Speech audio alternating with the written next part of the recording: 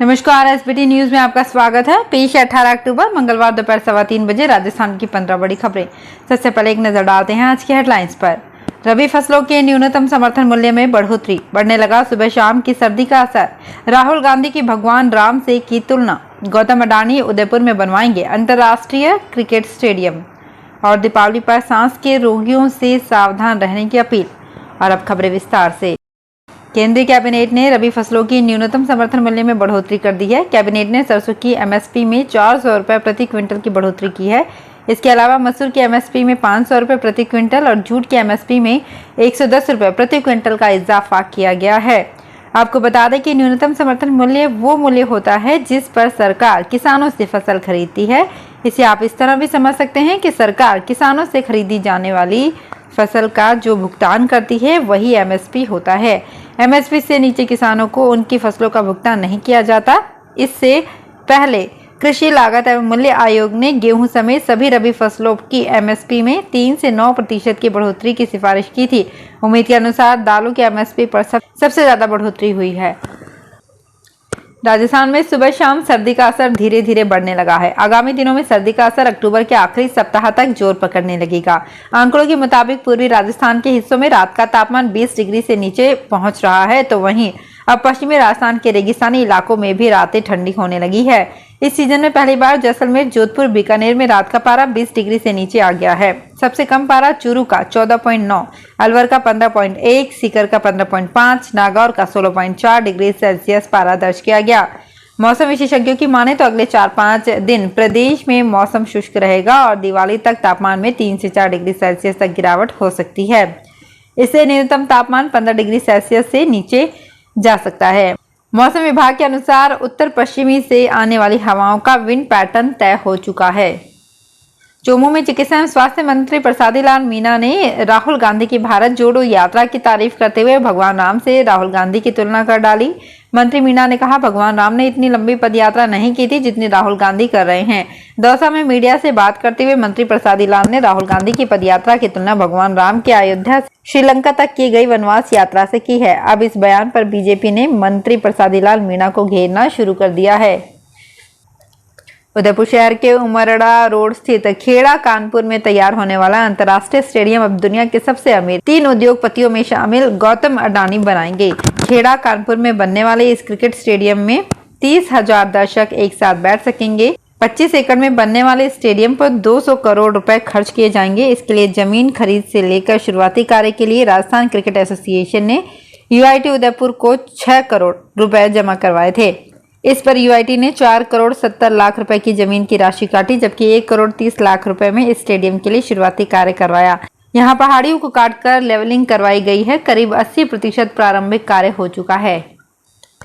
दिवाली के त्यौहार पर श्वास व दमा रोग विशेषज्ञों ने सांस के रोगियों को सावधान रहने की अपील की है। जयपुर के इलाकों में आतिशबाजी की शुरुआत हो चुकी है और लोगों ने पटाखे चलाने शुरू कर दिए हैं। डॉक्टर्स ने सलाह दी है कि अपने त्योहार को मनाएं और पटाखे चलाएं, लेकिन अस्थमा रोगी, श्वास और दमा से पीड़ित और बच्चे अगर थोड़ी सी सावधानी बरतेंगे तो उनकी सेहत को कोई नुकसान नहीं होगा। जयपुर के सवाई मानसिंह अस्पताल के अस्थमा, एलर्जी और टीबी विशेषज्ञ डॉक्टर नरेश कुमावत ने बताया कि दीपावली पर भले ही हरित पटाखे से आतिशबाजी करने की अनुमति दे रखी है, लेकिन मास्क जरूर लगाएं। इससे सांस संबंधी रोग से भी परेशान नहीं होंगे। मास्क धूल धुआं से बचाता है। पूरी कीमत चुकाने के बाद भी ठगा सा महसूस करने वाले उपभोक्ता को इस बार जयपुर सराफा ट्रेडर्स कमेटी की ओर से जारी किए गए सिक्कों से राहत मिली है। ये सिक्के पूरी तरह से शुद्ध हैं और शहर के अधिकांश ज्वेलर्स के पास उपलब्ध हैं। सराफा ट्रेडर्स कमेटी के अध्यक्ष कैलाश मित्तल ने बताया कि सराफा बाजार में सिक्के की मांग में आई तेजी से आम ग्राहक तो क्या, खुद व्यापारी भी ताज्जुब में हैं। इस साल राज्य में लगभग 20,000 किलोग्राम चांदी के सिक्के बनने के लिए उपयोग में ली जाएगी। जयपुर में लगभग 5,000 किलोग्राम चांदी के सिक्के बनाए जाएंगे। पिछले 2 माह की तुलना में चांदी की कीमत में नरमी आई है। 67,000 रुपए किलो से 10,000 रुपए घटकर लगभग 57,000 रुपए किलो तक पहुंच गई है, जिससे भी बाजार में खरीदारी बढ़ी है। जोधपुर नगर निगम उत्तर में चलाए जा रहे महापौर आपके द्वार कार्यक्रम के तहत महापौर कुंती परिहार ने आज वार्ड संख्या 68-69 का दौरा किया। इस दौरान कई जगहों पर सफाई व सीवरेज की समस्या पर महापौर ने नाराजगी जाहिर की और वार्ड प्रभारियों को फटकार लगाई। साथ ही पीएचईडी डिस्कॉम के अधिकारियों को भी आमजन की समस्याओं के निस्तारण के निर्देश दिए। अजमेर जिले के ब्यावर स्थित स्टेट बैंक ऑफ इंडिया के 4 एटीएम से करीब 9 लाख रुपए संदिग्ध विड्रॉल करने का मामला सामने आया है। ये विड्रॉल एटीएम मशीन से छेड़छाड़ कर किया गया। बैंक मैनेजर ने ब्यावर सिटी थाने में मामला दर्ज कराया है। स्टेट बैंक ऑफ इंडिया के मुख्य प्रबंधक मनीष कुमार ने सिटी थाने में रिपोर्ट देकर बताया कि बैंक के ब्यावर में स्थित विभिन्न एटीएम में 9,12,500 रुपए का संदिग्ध विड्रॉल किया गया, जो अज्ञात व्यक्तियों द्वारा एटीएम मशीन से छेड़छाड़ कर धोखाधड़ी पूर्वक किया गया प्रतीत होता है।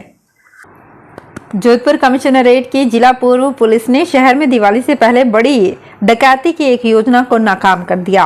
पुलिस ने एक इनामी सहित 6 आदतन अपराधियों को गिरफ्तार किया है, जो जोधपुर पाली रोड पर डकैती की फिराक में थे। पुलिस कमिश्नर रविदत्त गौड़ ने बताया कि उनके कब्जे से 4 लोडेड देसी पिस्टल, 62 जिंदा कारतूस और 7 वाहन सहित 7.5 लाख की अवैध नकदी बरामद की गई है।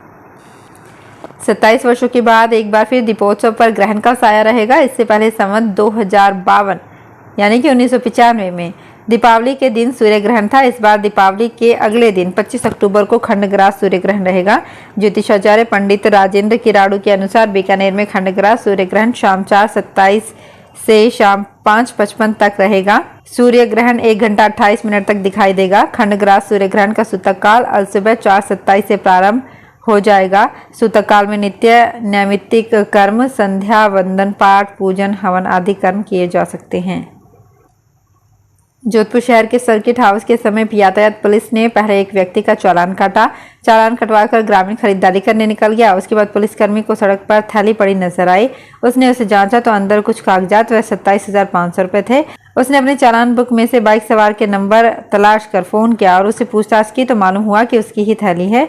उसे वापस बुलाकर रुपए सहित थैली वापस लौटा दी। बीकानेर दिल्ली फ्लाइट का शेड्यूल 30 अक्टूबर से बदल जाएगा। अब दिल्ली से बीकानेर की फ्लाइट 9:30 बजे उड़ान भरेगी। इसी तरह बीकानेर से दिल्ली के लिए टेक ऑफ 11:25 पर होगा। नए विंटर शेड्यूल में दिल्ली से रवानगी, जहां वर्तमान में 8:10 की तुलना में 1 घंटा 20 मिनट की देरी से होगी। बीकानेर से दिल्ली के लिए उड़ान भरने का समय 10:10 की तुलना में 1 घंटा 15 मिनट देरी से होगा। मिलावटखोरी पर निकाल कसने के लिए शुद्ध के लिए युद्ध अभियान के तहत चिकित्सा एवं स्वास्थ्य विभाग की खाद्य सुरक्षा टीमों द्वारा जिला प्रशासन के निर्देश में नियमित रूप से खाद्य पदार्थों की सैंपलिंग की जा रही है। आज शहर के नामचीन प्रतिष्ठानों से खाद्य पदार्थों की सैंपलिंग कार्यवाही के दौरान मुख्य चिकित्सा स्वास्थ्य अधिकारी डॉक्टर जितेंद्र पुरोहित स्वयं मौके पर पहुंचे और सैंपलिंग कार्यवाही को परखा। इस दौरान मंडोर मंडी स्थित श्रीनाथ ट्रेडिंग कंपनी से मिलावट के संदेह से 18 किलो पिस्ता व बनाड़ के गुरु कृपा एजेंसी से घी फ्लेवर मिश्रण वाले 1700 लीटर वनस्पति घी जब्त किया।